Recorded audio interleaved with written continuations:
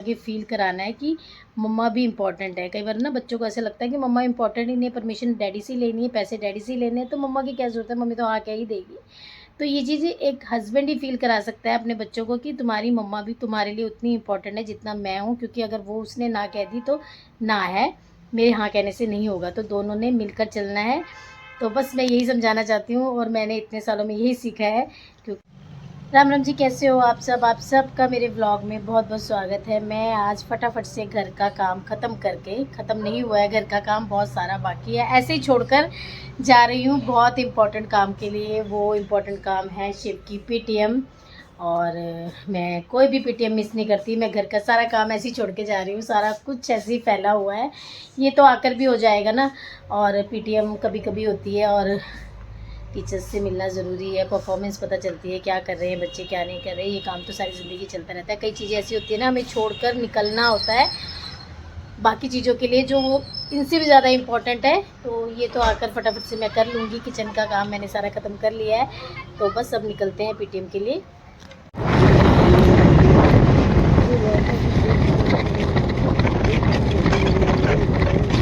जैसे काम मैं छोड़ के गई थी वो वैसे ही पड़े हैं। अब मैं करती हूँ घर के काम।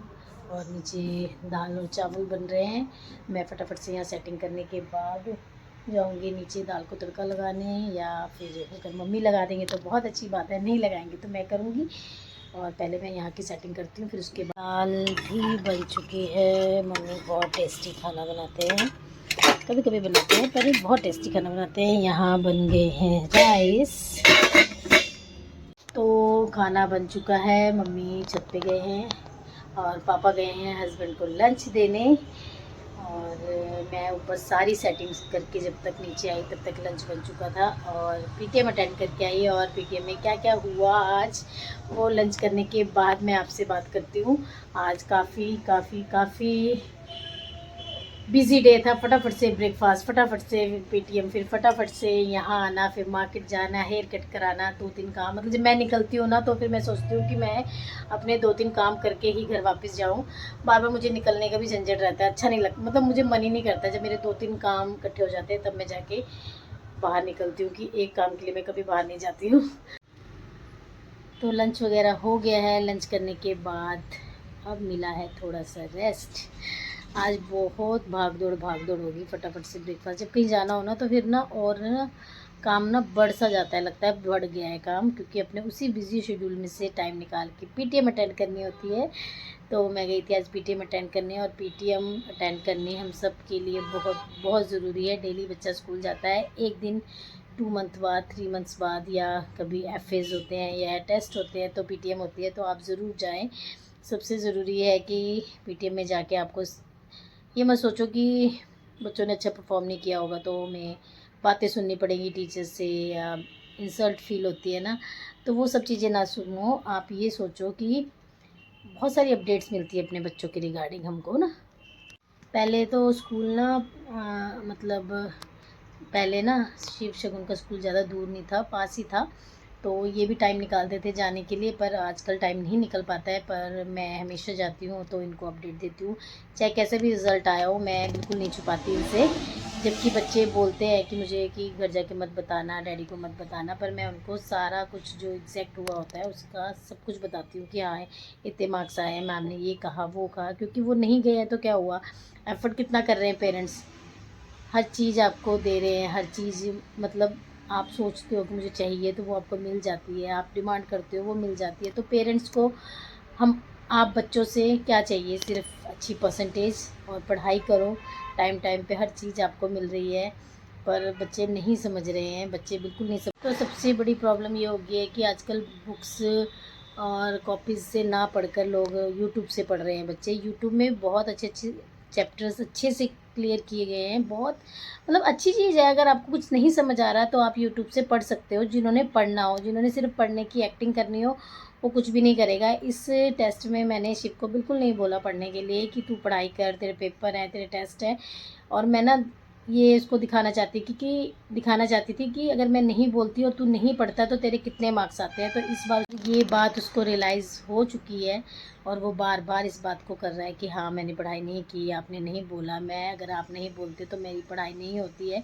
जो भी है ना, अभी छोटे हैं, हम बोल तो देते हैं बड़े हो गए, पर अभी छोटे हैं, इन्होंने नहीं दुनिया देखी है, इन्हें नहीं पता है, हमें इन्हें समझाना है। पर कुछ चीज़ों को हमें माफ़ करके आगे बढ़ना है ना। पर अब क्या करें, पेरेंट्स इतना कुछ।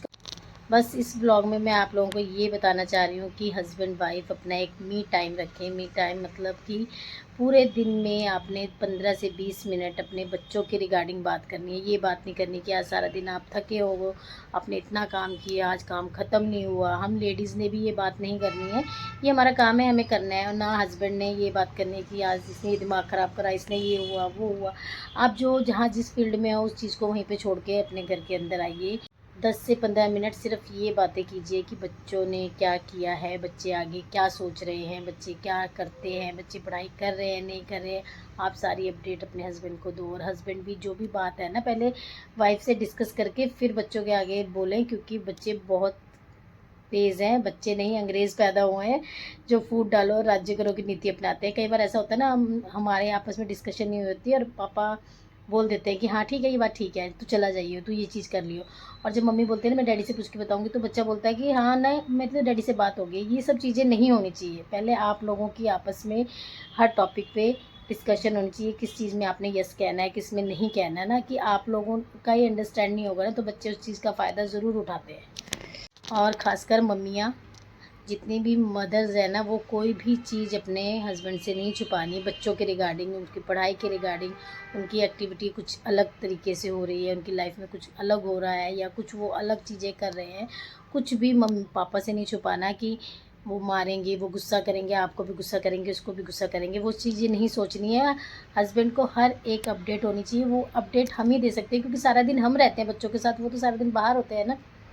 तो बस अगर फादर नहीं जा रहे पीटीएम में तो मदर्स ज़रूर जाएं, ज़रूर जाएं और जाकर देखें आपके बच्चे ने क्या परफॉर्म किया है, कैसे परफॉर्म किया है। और दूसरा, हस्बैंड से अपने बच्चों के रिगार्डिंग कोई बात नहीं छुपानी है और हस्बैंड ने कोई भी परमिशन बिना अपनी वाइफ को पूछ के नहीं देनी है बच्चों को, क्योंकि बच्चे बहुत ख़राब हो चुके हैं।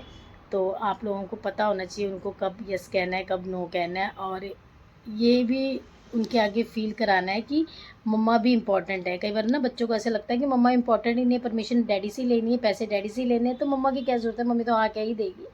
तो ये चीज़ें एक हस्बैंड ही फ़ील करा सकता है अपने बच्चों को कि तुम्हारी मम्मा भी तुम्हारे लिए उतनी इम्पॉर्टेंट है जितना मैं हूँ, क्योंकि अगर वो उसने ना कह दी तो ना है, मेरे हाँ कहने से नहीं होगा, तो दोनों ने मिलकर चलना है।